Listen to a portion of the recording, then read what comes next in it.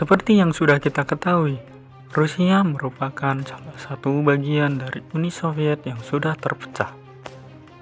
Namun, ternyata ada kisah menarik antara Uni Soviet dengan presiden pertama kita, Soekarno. Sebenarnya apa yang terjadi dengan Uni Soviet dengan Presiden Soekarno?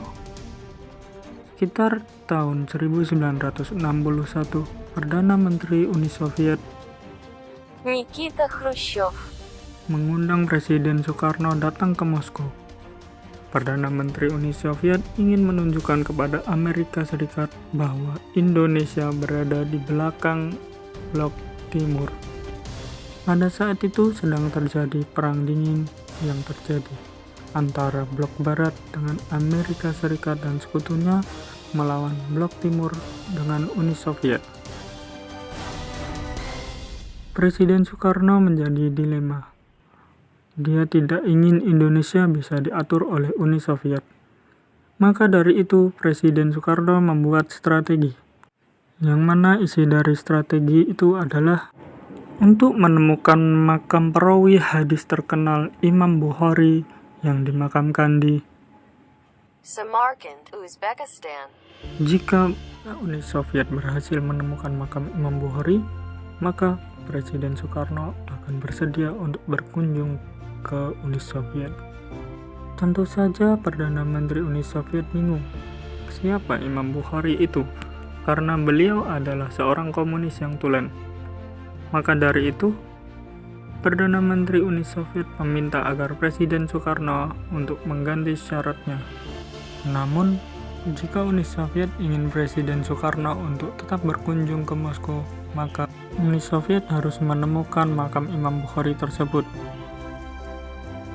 Maka tentu saja pemerintah komunis Uni Soviet mati-matian mencari makam ulama besar Islam ini.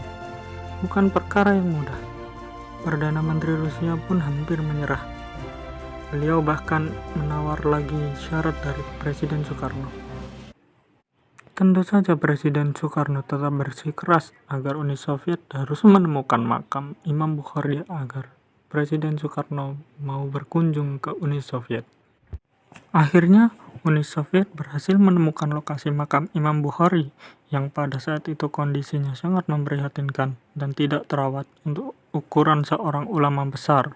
Perdana Menteri Uni Soviet pun dengan gembira menyampaikan berita tersebut kepada Presiden Soekarno. Lalu Presiden Soekarno meminta agar Uni Soviet untuk merenovasi sedikit makam Imam Bukhari agar tidak berantakan. Maka akhirnya Presiden Soekarno bersedia untuk mengunjungi Uni Soviet. Tak lupa dia berziarah ke tempat Imam Bukhari yang sangat dikaguminya ini. Di hari pertama, beliau membaca Al-Quran sampai pagi hari.